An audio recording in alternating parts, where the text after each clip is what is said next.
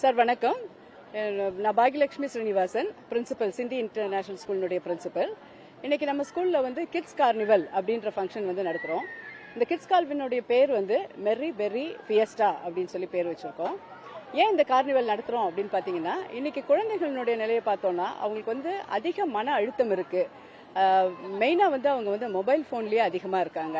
So இந்த மாதிரி ஒரு சூழ்நிலையை மாறணும் அப்படின்னாக்கா நம்ம இந்த மாதிரி ஃபங்க்ஷன்ஸ் நடத்தும் பொழுது அவங்கள பேரண்ட்ஸோடையும் கொஞ்சம் டைம் ஸ்பெண்ட் பண்றதுக்கான ஒரு வாய்ப்பை நம்ம கொடுத்துருக்கோம். பேரண்ட்ஸும் இன்னைக்கு காலையிலேருந்து இவ்வளோ நேரம் நீங்களே பார்த்துருக்கீங்க, நிறைய பேரண்ட்ஸ் குழந்தைங்களோட டைம் ஸ்பெண்ட் பண்றாங்க.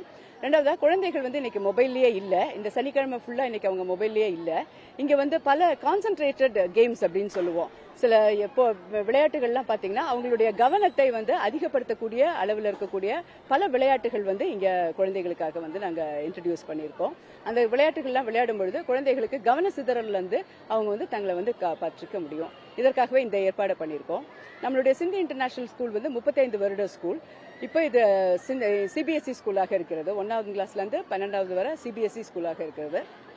இங்க நாங்க பலவிதமான கற்றல் முறை அப்படின்னு பாத்தீங்கன்னா இதுல பலவிதமான புதிய அணுகுமுறைகளை பாக்குறோம். மெயினா இப்போ ரொபோட்டிக் லேப் இன்ட்ரடியூஸ் பண்ணியிருக்கோம். ரொபோட்டிக் லேப் எதற்காக அப்படின்னு பாத்தீங்கன்னா எஜுகேஷனோட டெக்னாலஜியை இன்டகிரேட் பண்ணும்பொழுது அவர்கள் எதிர்காலத்துக்கு நம்மளுடைய மாணவர்களை தயார்படுத்துவதற்கு கண்டிப்பாக டெக்னாலஜி அதிகமாக தேவைப்படுது. அதற்காக தான் நாங்க ரொபோட்டிக் லேபையும் இப்போ புதுசா ஆரம்பிச்சிருக்கோம்.